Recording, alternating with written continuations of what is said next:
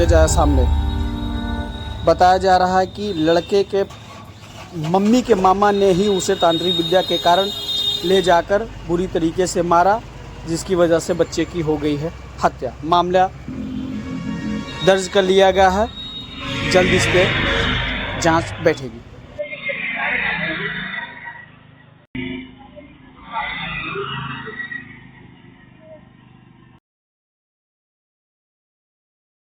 दोस्तों नमस्कार। जैसा कि आप लोगों को पिछली वीडियो में देखने को मिला होगा कि एक मोहम्मद हसनैन, जिसकी उम्र महज 15 वर्ष बताया जा रहा है, उसको बुरी तरीके से मार दिया गया है, जिसकी सूचना आज ग्रामीणों को मिली और ग्रामीण में पूरी तरीके से शौक है। तो यहाँ पर एक बड़े चर्चित चेहरे, जिनको फूलपुर की उन तमाम गलियों में देखा जाता है जहाँ पर आज के पीड़ित परिवार, जहां पर कोई मदद करने के लिए नहीं पहुंच पाता, ऐसा चेहरा बार बार फूलपुर की उन पीड़ित परिवारों में देखने को मिलता है। तो आइए उन्हीं से जानने का प्रयास करते हैं क्या मामला, कैसे उनको सूचना मिली। तो अध्यक्ष जी, आपको कहां से जानकारी मिली और क्या कुछ कहना चाहते हैं? मुझे यहाँ के लोगों के द्वारा सूचना मिली कि परसों एक हसनैन का जो है अपहरण हो गया। उसकी सीसीटीवी की वीडियो फुटेज और रिपोर्ट फूलपुर थाने को दी गई, जिसमें कल उसमें FIR दर्ज की गई। लेकिन मुझे कहीं न कहीं पुलिस की सक्रियता पर संदेह है और यकीन है कि अगर पुलिस सक्रिय हो गई होती तो आज ये घटना न घटित होती, हसनैन अपने परिवार से दूर न होता, उसकी हत्या न होती। एक कथा कथित जो अपने आप को ढोंगी बाबा कहता है, तांत्रिक कहता है, उसने जो है उस लड़के को अपहरण कराया बाय नेम, जिसके नाम FIR दर्ज हुई और कोई कार्रवाई न होने की वजह से, पुलिस की निष्क्रियता होने की वजह से ये हत्या हुई है, जिसका मैं पूर्ण जिम्मेदार प्रशासन को मान रहा हूँ क्योंकि पुलिस की निष्क्रियता की वजह से ये हुई है। अभी मेरी आप लोगों के समक्ष SDM महोदया से बात हुई है। उन्होंने पीड़ित परिवार को हर संभव मदद कराने की बात की है। पुलिस से भी बात हुई तो बोल रहे हैं कि हम प्रयास कर रहे हैं। अब वो कितना प्रयास में वो अपने आप को सक्रियता से मौजूद कर पाते हैं, अपराधी को पकड़ पाते हैं, ये देखने के लिए अब तो इंतज़ार करना है।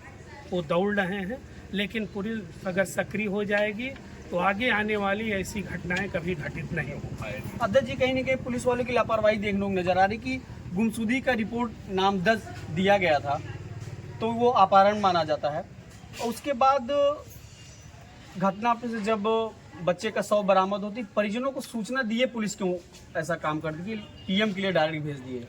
ये कहीं ना कहीं उनकी निष्क्रियता ही है, जो छोटी सी छोटी घटनाओं को गंभीरता से नहीं ले रहे हैं, जो बड़ी रूप ले रही है। इसी सब के लिए ये उनके लिए बहुत बड़ी सबक है कि जो आज योगी जी कह रहे हैं अपराधियों के लिए कि अपराधी हमारे यहाँ नहीं रह गए, लेकिन आज अपराधी बेलगाम हो गए हैं। हत्या, लूट, बलात्कार आए दिन पेपर, मीडिया, अखबार के पन्नों पे छपे रहते हैं। इसलिए कहीं ना कहीं प्रशासन को इसमें गंभीरता से उनको एक्शन लेना चाहिए, जिससे दोबारा किसी पीड़ित परिवार के साथ, किसी गरीब व्यक्ति के साथ, किसी जनता के पास ऐसी घटना न घटित हो सके। आपने योगी जी की बात को, वो कहते हैं कि हमने आवाज़ दिलाया, लेकिन इस पीड़ित परिवार के पास छत पे कोई रहने का छप्पर नहीं है, क्या कहना का चाहिए? इस पीड़ित परिवार के पास छत, ये आप लोगों को देखने को मिल रहा है कि अगर दूसरे जिसका घर है अगर वो घर न देते तो ये लोग कहीं पन्नी तान के कहीं किसी जंगल में, किसी बाग में पड़े होते हैं। जब घर में रह रहे हैं, किसी के घर पे किराए पे रह रहे हैं, तो आज उनकी सुरक्षा नहीं रही है। तो मैं आपके माध्यम से मांग करना चाहता हूं कि इस पीड़ित परिवार को आर्थिक सहायता दी जाए, इसको मुआवजा दी जाए और इसको घर दिया जाए।